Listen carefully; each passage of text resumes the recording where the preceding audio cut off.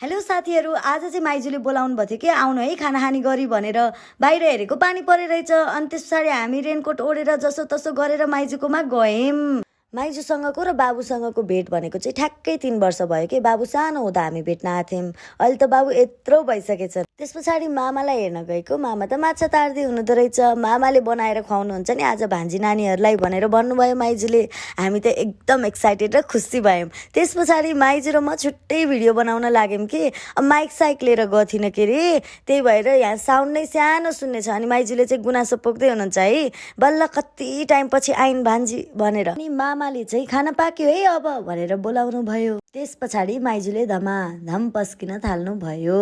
माइजूले यसरी खाना पस्किँदै गर्दाखेरि चाहिँ मलाई कस्तो मेरो बाबाको पनि याद आयो कि। हाम्रो घरमा पनि यसरी नै भात दाल तरकारी अचार मासु त अब रेगुलर हुँदैन, तर पनि सबै कुरा यसरी नै खान्छौँ कि हामी।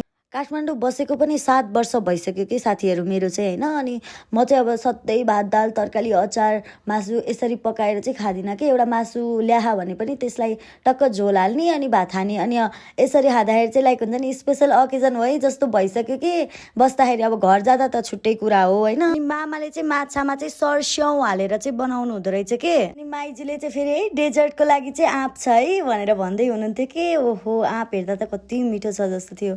अनि हामी त गुम्लुम खान लायौँ कि अब है सबैजना मिलेर, बाबु म जेके। यति मिठो थियो साथीहरू, म बयान नै गर्न सक्दिनँ कि यस्तो मिठो। म त यति खाएँ मैले त थपेँ पनि कि। माइजूले थपिदिनु भयो है।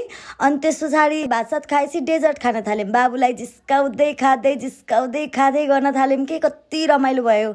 अब भिडियो मात्रै कति बनाउने हो, एकछिन चाहिँ मामा माइजूसँग टाइम स्पेन्ड गरौँ है भनेर। अनि मामा माइजूसँग मजाले टाइम स्पेन्ड गऱ्यौँ। अनि त्यस पछाडि हामी घर फर्कियौँ।